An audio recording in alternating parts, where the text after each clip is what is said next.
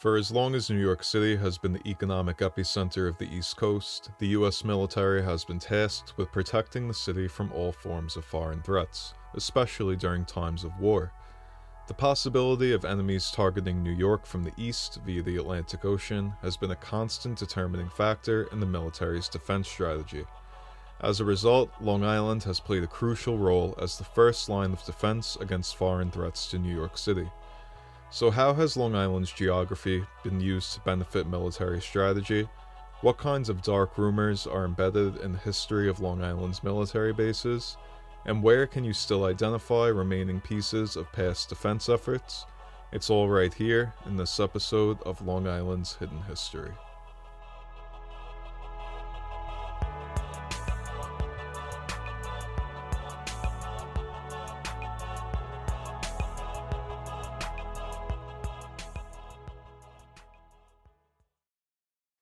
We will start by revisiting a rather familiar location to viewers of this series, the former Mitchell Field Air Force Base, now Nassau Community College and Hofstra University. The full origin of Mitchell Field actually begins slightly further north on the land that is now Roosevelt Field Mall. Opened in 1904 as the Hempstead Plains Aerodrome, the land between Clinton Road, Merrick Avenue, Old Country Road, and the Central Extension rail line, was a bustling airfield for almost 50 years. In 1917, the U.S. Army took over the aerodrome to be used as a base for military planes, renaming it Hazelhurst Field.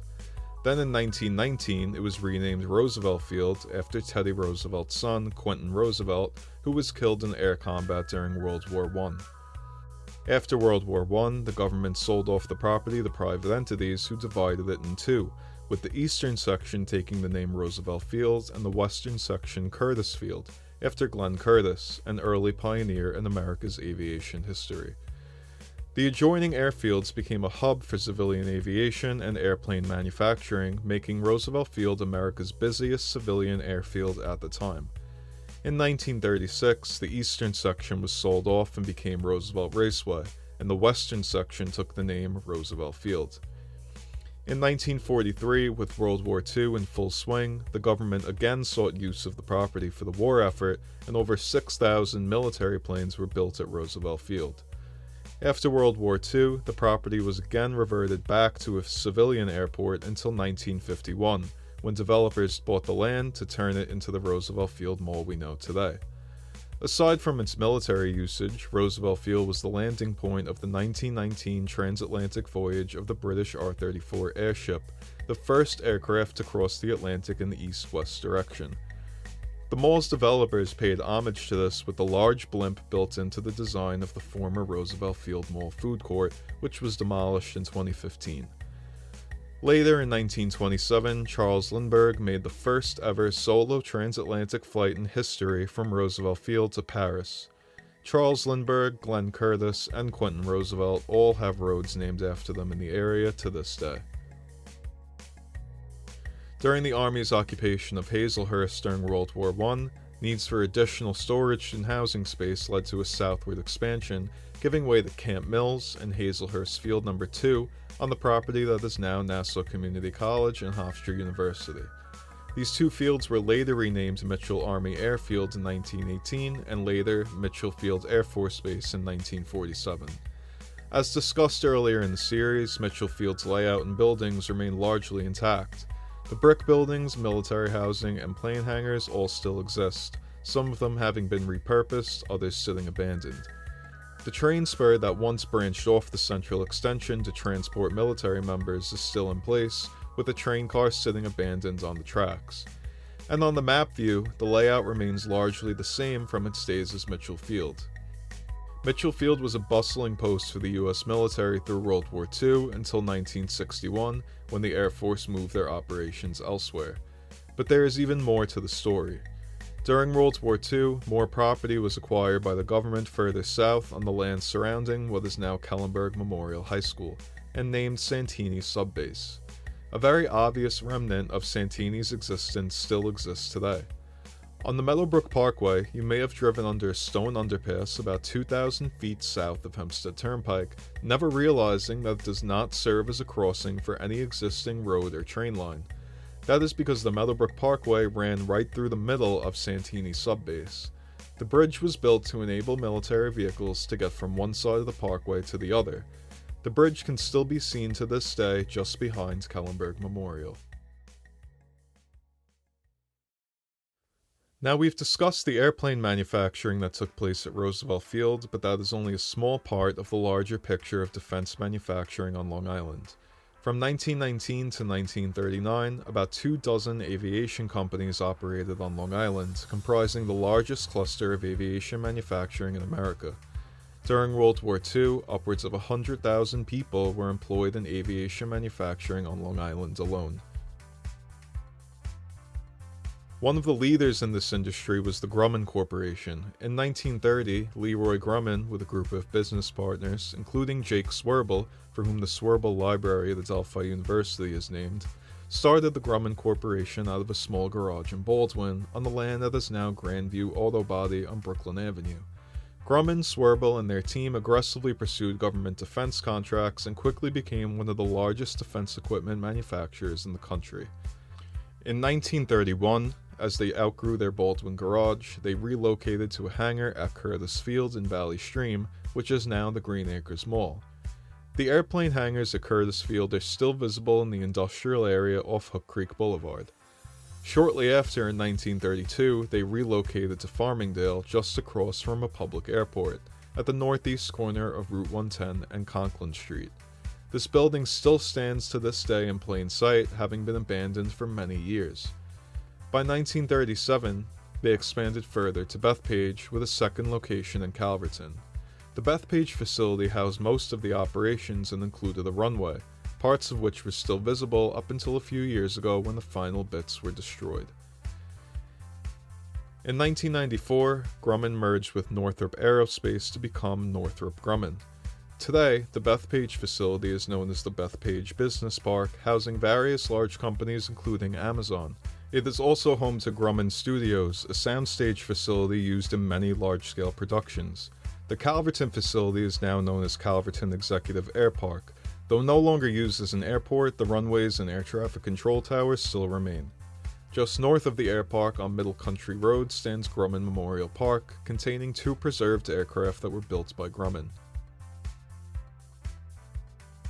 Just south of the air park on Grumman Road, an abandoned Northrop Grumman office building still remains. Though very run down, the sign indicating its occupation by Northrop Grumman still remains in plain sight. In 1935, Seversky Aircraft, later renamed Republic Aviation, joined Grumman in Farmingdale. Republic would spend the next 30 years manufacturing military aircraft right in Farmingdale, producing over 9,000 P-47 Thunderbolt fighter jets for the Air Force. A historical marker on Conklin Street pays homage to Republic's presence in the area. In 1966, the name was changed from Republic Airfield to Republic Airport and became a general aviation airport, ending the manufacturing of military aircraft in Farmingdale. The building out of which Republic Aviation operated still stands and is now the American Air Power Museum on New Highway. At the start of World War I, the Sperry Gyroscope Company began manufacturing navigation devices and fire control systems out of New Hyde Park.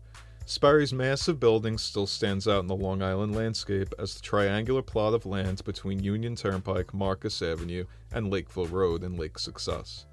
During World War II, Sperry employed over 22,000 Long Islanders. The suburbs of North New Hyde Park were built specifically to satisfy the demands for housing for Sperry employees. Sperry remained operating out of this building until the 1980s.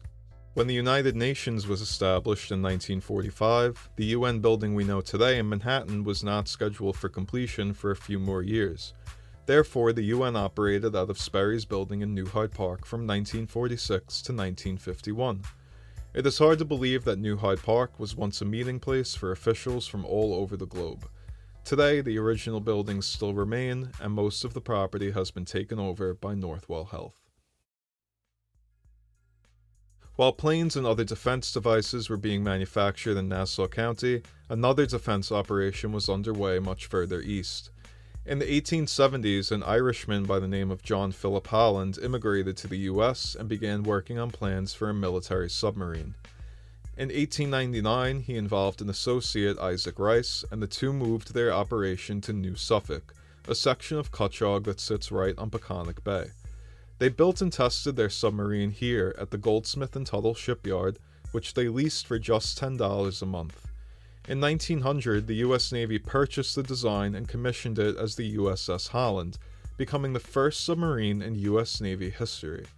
The Navy would go on to order 6 more, all of which were built and tested in Cutchogue. In 1905, Holland and Rice relocated their operation to Connecticut. Today, a historical marker in the area indicates its significance as a landmark, as well as a stone memorial in the sand. Out on the edge of the dock, these cement barricades are believed to be remnants of Holland's presence. Aside from the submarine operation, Suffolk County's significance in the military's past has more to do with defense than manufacturing. 2 former Army camps exist in Suffolk County, Camp Upton, now Brookhaven National Laboratory, and Camp Hero. Camp Upton came into existence during World War I in 1917 as an embarkation camp, a place where troops would gather to train and await deployment overseas. By World War II, hostilities grew between the US and Japan, leading to the infamous Japanese internment camps that popped up all over the country. During this period, Camp Upton held about 1,000 Japanese Americans. By 1946, after tensions died down, the government sought to repurpose the land into a research facility for nuclear energy, leading to the creation of the Brookhaven National Laboratory. Brookhaven National Lab is a heavily guarded Department of Energy facility and home of the world-famous Heavy Ion Collider, which scientists from all over the world travel to Brookhaven to see in action. The second major camp in Suffolk County is Montauk's Camp Hero. Commissioned in 1929 as Fort Hero and later upgraded and renamed Camp Hero in 1942, it served as a main line of defense against foreign invasions of New York. The large guns on Camp Hero were able to fire 30 miles out to sea with accuracy to attack any incoming enemy ships. The buildings at Camp Hero, many of which still remain abandoned, were designed to look like beach houses to disguise it as nothing more than a fishing village from overhead. The artillery was heavily disguised and tunnels connected the various sections. Much of Camp Hero survives to this day as a state park. A look around will reveal many remnants of its past. The operations building, barracks, and other facilities for soldiers are still standing. The batteries built to disguise the guns also remain. In 1960, during the Cold War, a radar tower was built that could detect aircraft up to 200 miles away. This tower still remains and is rather eerie to see in person. Starting in the 1970s, Camp Hero became ensnared in conspiracy theories surrounding its rumored government experiments with mind control and time travel. Several people came forward claiming they had undergone mind control experiments at Camp Hero and had recovered repressed memories of the experience. When these conspiracy theories came to light, the experiments became known as the Montauk Project. The dark conspiracy theories of Camp Hero were actually the inspiration for the hit Netflix series Stranger Things. When written, the title of the show was actually Montauk. The show was set to take place on the east end of Long Island, but when the setting was moved to Indiana, the title was changed. We may never know for sure if what really happened at Camp Hero was a government cover-up of mind and time-altering experiments. In addition to Camp Hero, several offshore forts helped guard New York against enemy threats approaching from the east. Starting in the Spanish-American War, several forts were established on the islands off Long Island's east end, collectively known as the Harbor Defenses of Long Island. They were Fort H.G. Wright on Fisher's Island, Fort Mitchie on Great Gull Island, Fort Terry on Plum Island, and Fort Tyler on Gardiner's Point Island.